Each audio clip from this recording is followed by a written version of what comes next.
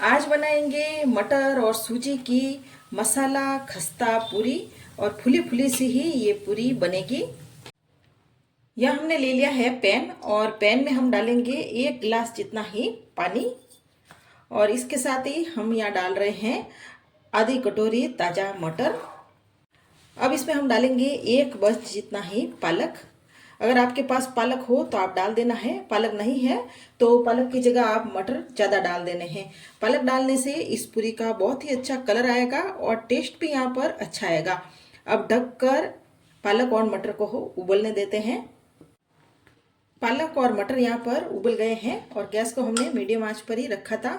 बहुत ज़्यादा नहीं उबालना है, बस इस तरह से ही उबालना है। अब इन्हें हम बाहर निकाल देते हैं। बाहर निकालने के बाद और मटर और पालक को हम ठंडा होने देंगे। अब यहाँ पर हम डो लगाएंगे। या मैंने ले ली है आधी कटोरी सूजी। इसमें आप बारीक मोटी कैसी भी सूजी ले सकते हो और सूजी में ही हम डालेंगे तेल। या मैं 1 टेबल स्पून जितना ही तेल डाल रही हूँ। तेल यहाँ पर मैंने गर्म करके डाला है। तेल डालने के बाद सूजी को हम चम्मच से इस तरह से अच्छे से मिक्स कर लेते हैं। हाथ से नहीं करना है, अभी तेल गर्म ही है।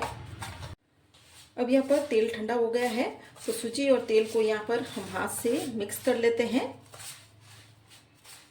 इस तरह से हम तेल को मिक्स सूजी में करके बनाएंगे तो पूरी यहाँ पर एकदम ऐसी फुली फुली सी बनेगी।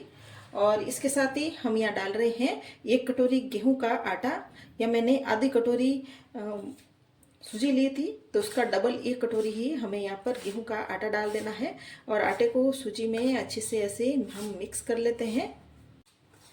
आटे को हमने यहाँ पर मिक्स कर लिया है। अब इस आटे को हम एक तरफ रखेंगे और दूसरी तैयारी करेंगे। पहले यहाँ हमने ले लिया है छोटा वाला मिक्सर जार। यहाँ पर पालक और मटर भी ठंडे हो गए हैं तो मिक्सर जार में डाल दिया है। इसमें डालेंगे हम 1 बंच जितना ही हरा धनिया और साथ ही इसमें हम डालेंगे 1 हरी मिर्च और थोड़ा सा अदरक का टुकड़ा डाल देते हैं छोटा सा। इसमें हम डालेंगे 4 लहसुन की कली और इसके साथ ही आधा चम्मच ही जीरा डालेंगे और आधा चम्मच ही इसमें हम डालेंगे सफ़ेद नमक।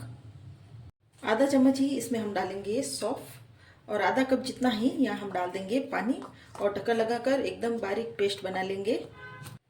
अब इस आटे में कुछ मसाले डालेंगे। या मैं डाल रही हूँ आधा चम्मच ही अजवाइन और आधा चम्मच ही हम लाल मिर्ची का पाउडर डाल देते हैं और 2/4 चम्मच जितना ही इसमें हम डालेंगे हल्दी का पाउडर और 2/4 चम्मच जितना ही इस आटे में मैं डाल रही हूँ हींग। और इस सारे मिक्सर को हम यहाँ पर मिक्स कर लेते हैं। अब इसमें हम डालेंगे मटर और पालक का पेस्ट। मटर और पालक को मैंने बारीक यहाँ पर पीस लिया था और सारे मिक्सर को हम आटे में मिक्स कर लेते हैं। या हमें पानी नहीं डालना है, पहले ऐसे ही मिक्स कर लेना है। अगर हमें ज़रूरत लगेगी तो पानी हम बाद में भी यहाँ पर डाल सकते हैं। यहाँ पर ये आटा मुझे गीला लग रहा है तो यहाँ मैं आधी कटोरी जितना ही आटा इसमें और डाल रही हूँ और इसको मिक्स करके हम एक टाइट डो यहाँ पर नहीं लगाएंगे। आटा यहाँ पर हम सॉफ्ट ही लगाएंगे क्योंकि इस आटे में हमने सूजी डाली है तो आटा हम 10 मिनट के लिए रखेंगे तो सूजी फूलेगी और आटा भी वापस टाइट हो जाएगा। या हमने ये आटा लगा लिया है। अब इस आटे को ढककर हम 10 मिनट के लिए रख देते हैं। 10 मिनट के बाद आटे को हम वापस देख लेते हैं और आटे पर हम 1 छोटा चम्मच जितना ही तेल डाल देते हैं और वापस हम गूंथ कर आटे को चिकना कर लेते हैं जिससे कि पुड़िया सॉफ्ट बने और फटे भी नहीं। अब यहाँ पर हम थोड़ा सा आटा तोड़ लेंगे और आटे की हम एक लोई बना लेते हैं। आपको जैसे भी लोई बनानी है, छोटी बड़ी, वैसी लोई आप बना सकते हो। यह हमने आटे की सारी लोइयाँ बना ली है। यह हमने 1 लोई ले ली है, उसके ऊपर हमने लगा लिया है तेल जिससे कि लोई बेलने में आसानी हो और चिपके भी नहीं। बस छोटी साइज की ही हम एक पूरी बेल लेते हैं, बहुत बड़ा नहीं बेलेंगे, बस इस साइज की। और बाकी की जो लोइयाँ हैं उसको भी इसी तरह से हम बेल लेंगे। तेल हमने पहले ही गर्म होने के लिए रख लिया था और तेल यहाँ पे अच्छा गर्म होना चाहिए तभी पूड़ियाँ फुली फुली बनेगी।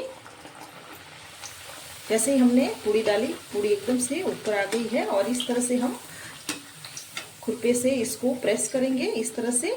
और आप देख सकते हो पूड़ी एकदम से फूल गई है। और पूड़ी को हम वापस से पलट लेते हैं। यहाँ हमने पूड़ी को अलट पलट करके फ्राई कर लिया है।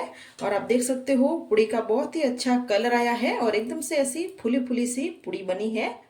बाकी की पूड़ियों को भी हमने यहाँ पे बेल लिया है। तो एक एक करके इसी तरह से हम एक एक पूड़ी डालते जाएंगे और ऐसे ही हम फ्राई करते जाएंगे। ये दूसरी वाली पूड़ी भी इस तरह गुब्बारे की तरह फूल गई है और इसे भी हम पलट लेते हैं। इस दूसरी वाली पूरी को भी हमने यहाँ पर फ्राई कर लिया है, इसे भी हम निकाल देते हैं। और बाकी की पूरियों को भी इसी तरह से हम फ्राई करेंगे।